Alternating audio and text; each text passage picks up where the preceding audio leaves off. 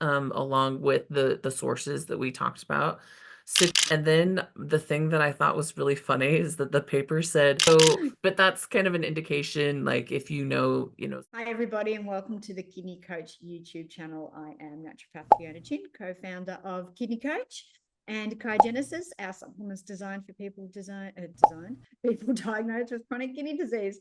And I'm joined again today by the lovely Lindsay Zerka. Lindsay is one of the head renal nutritionists at Kidney Nutritional Institute.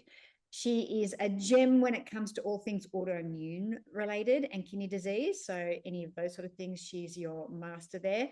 But she's also a master in all things minerals and kidney disease and just minerals in general. So we've been slowly working our way through the minerals. I know she's like me, a ferocious studier and likes to go down rabbit holes, and then we have to pull her out after a little bit and say, Lindsay, come back to us. And then she tells us everything she found down the rabbit hole, which is what I love about her so much. So, Lindsay, thank you for being back on the podcast. Yeah, so first off, zinc. Tell me what, let's, for people out there that may not know anything about their minerals and things like that, give me the 101 on zinc. Well, I think the reason that you and I love zinc so much, kind of like with magnesium, it's involved in so many different things.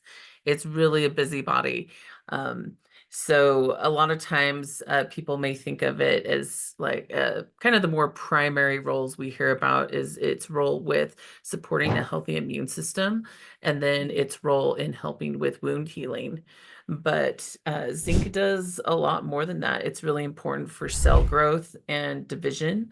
It plays a role with our taste and smell, which I think a lot of people have also recognized with recent things Mhm. going on. Yeah. Um, it's really important for producing proteins and DNA synthesis. It helps with our metabolism in general functioning and helps reduce oxidative stress. And also, a recent one that I learned about in looking at the hormones and stuff, but uh, the the enzyme that helps your body regulate blood pressure, the ACE enzyme, it has zinc is a part of that. And so zinc plays a role with that. And I was like, well, who knew that zinc was, involved in blood pressure? So, finally, anything you want to add about our friend zinc before we wrap this up? All right, let me look at my notes of other cool things with zinc. What Um, what does zinc? What's in the cool school for zinc that we haven't spoken about? so there are other things you can do to help increase absorption, which this kind of goes along with the sources that we talked about. Citric acid and picolinic acid, those are really helpful in increasing the bioavailability of zinc. And then the thing that I thought was really funny is that the paper said something in pancreatic secretions. They don't know what it is. So, but that's kind of an indication, like if someone has been, having issues with their pancreas, or you do a GI map and you see the low pancreatic enzymes and stuff, that should also make you think about zinc is maybe not going to be as well absorbed. Um, Also, glutathione helps absorption, which I thought was kind of interesting, especially if, you got people with genetic SNPs for glutathione or really high oxidative stress load. And then products of protein digestion, specifically amino acids and tripeptides.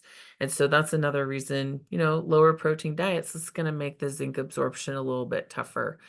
And then, of course, the acidic environment, which we talked about. So, those are things to kind of keep in mind if you are on a plant-focused, lower protein diet for that conservative management of your kidney disease. You can talk with your healthcare team about how you can use these other factors to help get the most out of the zinc you're eating.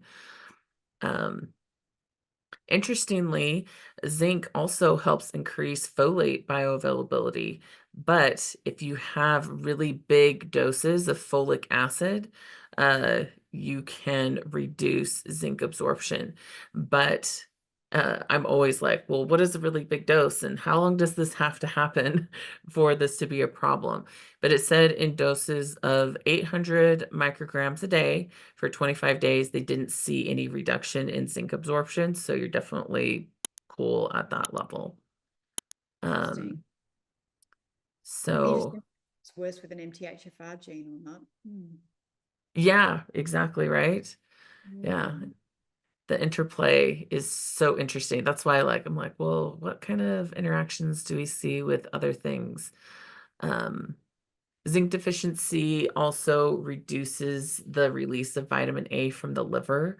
So you can see like kind of a trickle down effect if people, are having enough um technically they have enough vitamin A, but then you're kind of seeing some things that you're like, wow, that seems weird. Why is this not happening? Maybe it's related to zinc. And also interestingly, um, alkaline phosphatase contains 4 zinc atoms. And alkaline phosphatase is something that, we sometimes look at for bone health, even though it can come from the liver. But if someone's, liver is stable, then it can help you kind of get a idea of what's going on with the bone health. But it can give you a false idea if you have a zinc deficiency. Alkaline phosphatase activity is going to be reduced in a zinc deficient state. So it's not going to be as accurate. So that's Interesting. helpful for practitioners to realize.